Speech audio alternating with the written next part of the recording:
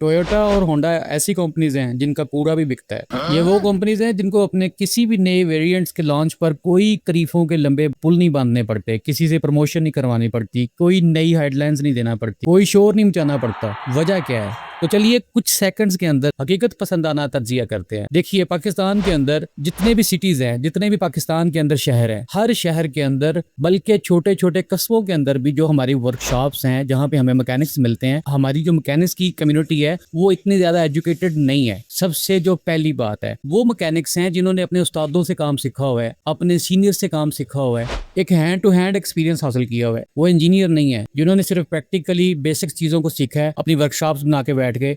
उन्हीं वर्कशॉप्स के ऊपर जब हमारे जो रूटीन ड्राइवर्स हैं, जो बरसों से सुजुकी के, टोयोटा के, होंडा के मॉडल्स यूज़ करते आ रहे हैं, तो होता क्या है कि जब हम ऐसी वर्कशॉप्स पे जाते हैं तो पहली बात तो ये है कि हमें हर जगह पे आसानी के साथ कोई भी वो थके से थका मैकेनिक भी मिल जाए तो वो हमारी प्रॉब्लम को सॉल्व कर लेता है। एज कम्पेयर टू अगर हमारे पास कोई एसयूवी का सेगमेंट हो या चाइनीज़ के जैसे ब्रांड्स की इस वक्त मार्केट के अंदर, ऑटो मार्केट के अंदर भरमार हुई पड़ी है। आप ज़रा इमेजिन कीजिए, अपनी फैमिली के साथ हो, लाखों नहीं करोड़ों रुपए खर्च करके अगर आप एक बाजार नजर आने वाली एक नहायत लग्जरी खूबसूरत गाड़ी के अंदर मौजूद हो, लेकिन खुदा न खास्ता अगर कोई मेंटेनेंस के हवाले से, कोई इलेक्ट्रिशियन के हवाले से कोई इशू आ जाता है, तो याद रखिए पाकिस्तान के अंदर आपको फिल फॉर इंस्टेंटली कभी भी इसका सोल्यूशन नहीं मिलेगा। सबसे बड़ी यही बात है, इतना ही काफ़ी है। यही वजह है कि आपके ये जो रेगुलर मॉडल्स हैं टोयोटा के, होंडा के, सुजुकी के, इन पर एक न सिर्फ बरसों से जो एतमाद बना हुआ है, उसकी सबसे बड़ी वजह ये है कि ये वो गाड़ियां जिन पे हमारे पाकिस्तान के अंदर जो मैकेनिक तबका है उनके